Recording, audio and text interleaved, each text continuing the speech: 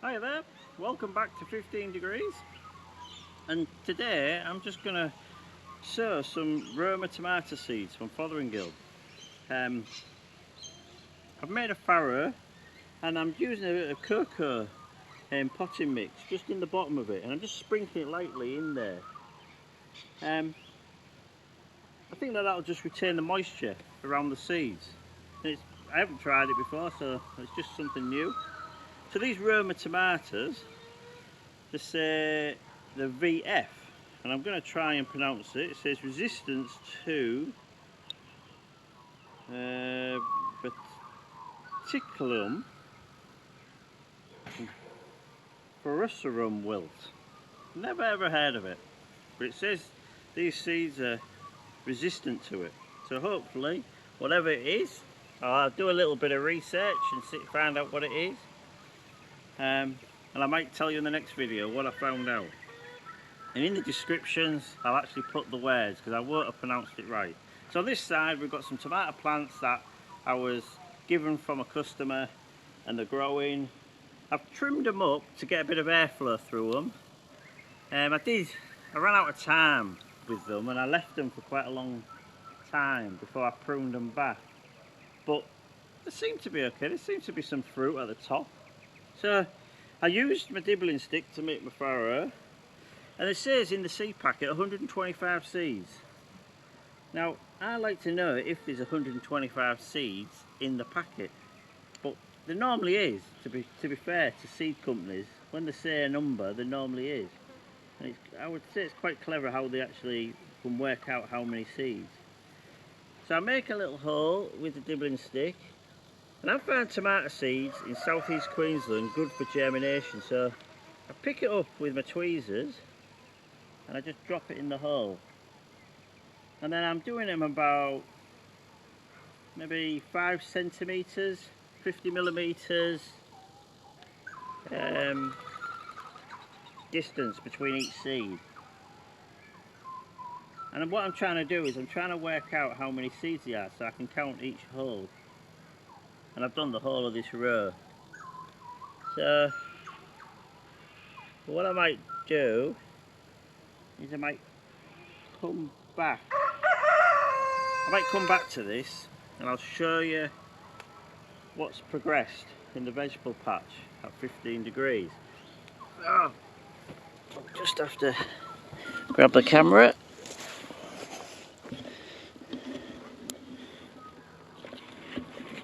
So we've been harvesting chilies, and in the description I'm going to find out what the name of them chilies are. They're quite hot. What I'm doing is I'm drying them out in a dryer, in a food dryer, and then I'm blending them into like chili flakes, and I'm finding them quite hot to keep the heat when you do that. If you leave them in the sun to dry out, I find they lose the kind of hotness of the chili. So as you can see with the video, everything seems to be growing. My sweet corn's doing well. There's something to look at the sweet corn. Sweet corn takes nitrogen like grasses do, and so I took out a path, and that path had no organic matter on it at all, no green waste, very little organic surface, and the topsoil would have been quite poor. And you can see definitely the sweet corn on the path, where the path is, what's growing, it's slower than where I've spent the last year putting organic waste on and putting some blood and bone and general fertiliser like Rooster Booster. That's a name in Australia that we use. I like the name. So there's something there, so you can see. So what I've done there is I put some slow release chicken poultry pellets, Rooster Booster, on that area only, and I want to see if that actually picks back up and starts growing. Now, in one of the videos, I think it was the last video, I said you must label everything and write it in your diary. And I have made quite a big mistake in my peas this year. This year I've sowed these peas I've written down in my diary that like the first row was snow peas, the second row was garden peas, like peas in pods. And as these are growing, I think that the first row is garden peas and the second row is sugar peas. Now, I started harvesting them 2 weeks ago, and I think they'd only been in the ground 4 weeks, and they were the garden, that was the first row. And I thought they were sugar peas, and I don't think they are. I think they're garden peas. I think they're growing slower. And I just noticed a couple of the pea pods that I missed are filling up like garden peas. So there's one big learning curve I've made this year to myself, is that every time I sow anything, I'm going to put a stick next to them, and I'm going to put what they are, because they're so similar.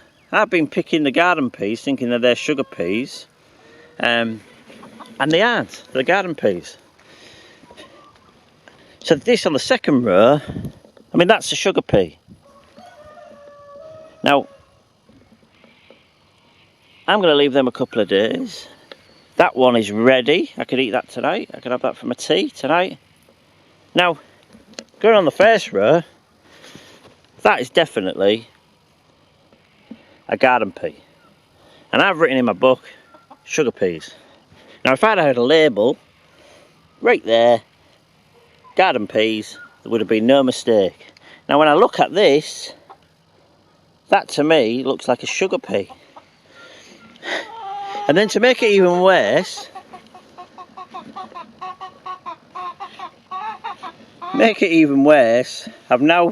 what I've done is I've done another oversow. So if these were garden peas, I've now just done sugar peas right down the middle, about here. You can see them germinating there. So my pea crop this year is my harvest is gonna be quite an interesting harvest. It doesn't really matter, because at the end of the day, you're eating something out of your garden. So I'm not really bothered. It just means I'm eating garden peas like sugar peas. Right, so that's my little tip. Put a label next to your plants. Now my carrots, now these are Chardonnay. Again, this is on the path, no work on the soil. I'm quite impressed with that. You know, like, it's a really sandy soil, so hopefully the carrots will grow deep down, and they're taking nutrients from the lower part of the soil, like a deeper part of the soil. The broad beans, yeah, now we're in southeast Queensland. I've never grown them before. I remember growing them when I was 14, and I'm 46 now in England, and I didn't get a good result, and I was put off growing them. And so it's the first time since I was 14 growing broad beans, and I've had to resow them. I had about a 60% germination, so I put 40% resow into this row. I mean, blotti beans, you've got to be really gentle with them. They seem to grow, and then maybe I put too much organic matter on top of the soil, and they seem to rot at the plant stem. But again, that was say 70% germination rate and a 30% resow, and I'm happy with that. Now, getting back to my labelling and back to my peas. Now they, I think, are sugar peas, and I'm almost certain. I actually think that sugar peas grow quicker than garden peas, and you can see that over there. Now these are red cabbage and a heirloom variety cabbage, so they're coming on, and again they aren't going to stay like that. They're going to be thinned out and moved around. Bok choy, I'm impressed with that, and I'm ready to start harvesting that on a night. Just a few leaves just to thin it out, and I'm going to start eating that. Now these are, I should have labelled everything. Now they're cauliflower. Now cauliflower seems to germinate quite well, so I'm happy with cauliflower. We've got some French radish and some cylinder beetroot planted alongside each other. Again, the radish will be finished, and then we'll just leave the beetroot seedlings. We'll spread them out, I think, and they'll grow after the radishes have been harvested. Some more carrots, Chardonnay, I think they were. Again, I wish I'd labelled everything. But again, all this stuff I'm doing, you know, like, you've got to have time to do it all, and sometimes you just don't have the time, and you're a bit lazy, and then 3 weeks down the line you think, what did I sow there? And I want to know the variety. I want to tell you as much information as I can, and next time I'm definitely going to put labels in if I have the time. So these are Chardonnay carrots, we assume. Then we've got broccoli. That's the first time I've got the sun in the camera, so we've got broccoli here, and that again was from Fotheringills, and I got a much better germination result than Green Harvest. Now I am going to say something about Green Harvest and the broccoli. You know, I ordered the seeds, and they said, I don't know. What? I can't. I'll write actually on the screen the amount of grams they said that the broccoli seeds. And when I opened the seed packet, there was about 4 seeds in there. So obviously something went wrong with their broccoli selecting of seeds. Now I put them seeds in, and I got 1, 2, 3, 4. 4 seeds germinate out of a packet of seeds that cost $3.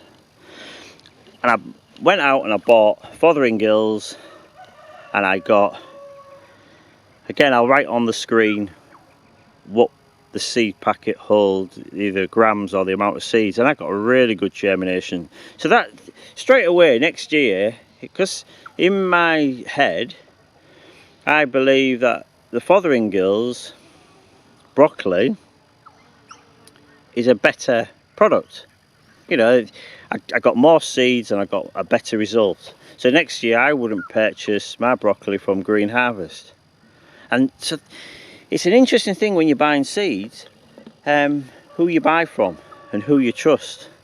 And if you have a bad year, you will definitely not buy from that company again.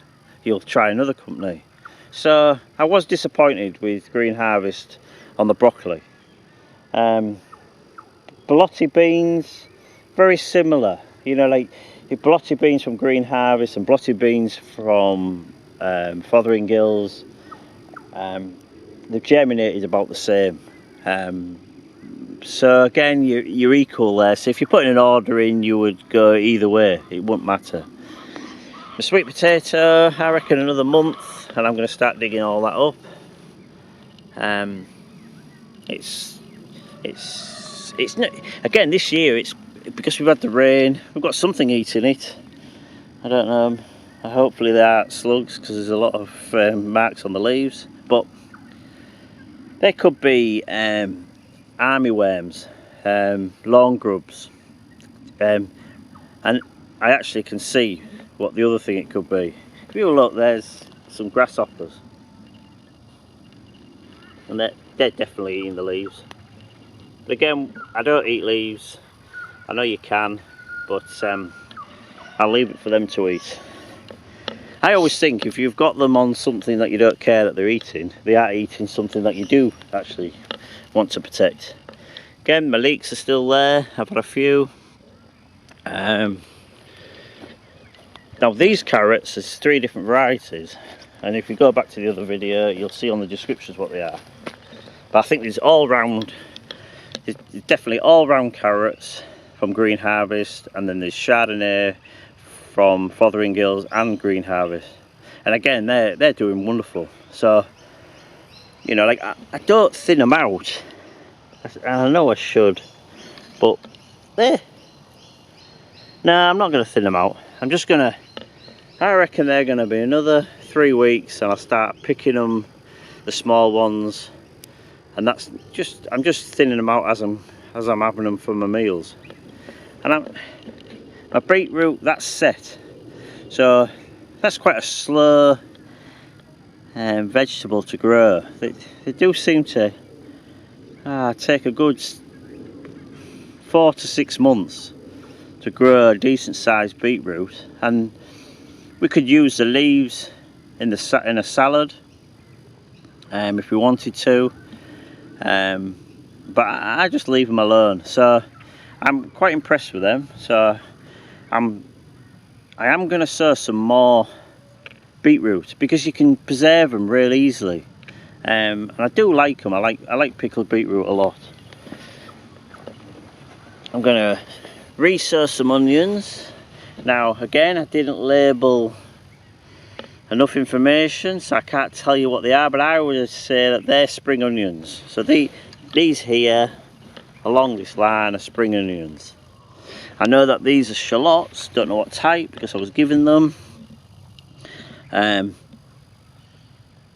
what I've done is they were in groups of say 10 shallots, and I've separated them and I've done them individually, and I've done a line of them, and I wonder if they're going to multiply, if they're going to split and then produce say 6 or 7 shallots in a bunch. Shallots, 6 or 7 shallots in a bunch, and that's something that I don't know. My neighbour in England many years ago used to grow them in shears, and they were only a small kind of onion, and they had to go through a certain hole on a board, and if they went through the hole they could then be sheared at the vegetable shear in our little village. And I used to watch him and think, oh, a lot of work for a small onion. But I should have paid attention to him because I would now know what would happen. But again, I'm going to learn by just doing it, having a go. I've got a few garlic and French garlic in. I cannot grow garlic, but again, I've just put them in. I've done nothing with the soil. I'm going to see what happens. So I'm just going to wrap this video up, and I'm going to say thanks for watching.